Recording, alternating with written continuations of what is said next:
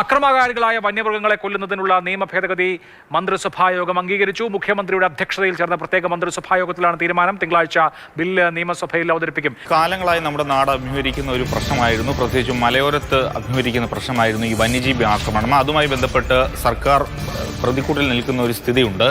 ഇതിനെ ഒന്ന് തണുപ്പിക്കുന്നതിന് വേണ്ടിയും ഒപ്പം തന്നെ തിരഞ്ഞെടുപ്പ് മുന്നിൽ കണ്ടൊരു ലക്ഷ്യം കൂടിയായിട്ട് വേണം ഈ ഒരു നീക്കത്തെ കാണുന്നതിന് വേണ്ടി ഇപ്പോൾ ഏതായാലും ബില്ലിന് പ്രത്യേക മന്ത്രിസഭാ യോഗം അംഗീകാരം നൽകിയിട്ടുണ്ട്. പക്ഷെ നമുക്കറിയാം ഈ വന്യജീവി നിയമം എന്ന് പറയുന്നത് സെൻട്രൽ ലിസ്റ്റിൽപ്പെടുന്ന കാര്യമാണ്. അതുകൊണ്ട് തന്നെ കേന്ദ്ര സർക്കാർ നിയമമാണ്. നമ്മുടെ സംസ്ഥാന സർക്കാർ ഒരു ബില്ല് പാസ്സാക്കുന്നു, അതിനുശേഷം നിയമസഭയിൽ അവതരിപ്പിച്ച് പാസ്സാക്കിയാൽ പോലും അതിന് ഗവർണറുടെ ഒപ്പ് ലഭിക്കണമെന്നില്ല. അത് രാഷ്ട്രപതിയിലേക്ക് പോകാനുള്ള സാധ്യതയുണ്ട്.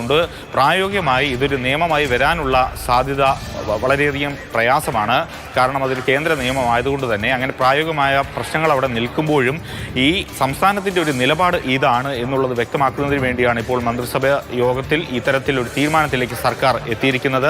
തിങ്കളാഴ്ച ചേരുന്ന നിയമസഭാ യോഗത്തിൽ ഇത് അവതരിപ്പിക്കും. പ്രതിപക്ഷവും ഏതായാലും ഈ ഒരു വിഷയത്തിൽ അനുകൂല നിലപാടെടുക്കാനുള്ള സാധ്യത തന്നെയാണ് ഉള്ളത്. പക്ഷേ ഇതൊരു നിയമമായി വരുമ്പോൾ ചില പ്രായോഗികമായ വിഷയങ്ങളുണ്ട്. അത്തരത്തിൽ നിയമോപദേശം തേടിക്കൊണ്ടായിരിക്കും കൂടുതൽ കാര്യങ്ങളിലേക്ക് ഇനി ഏതായാലും പോവുക.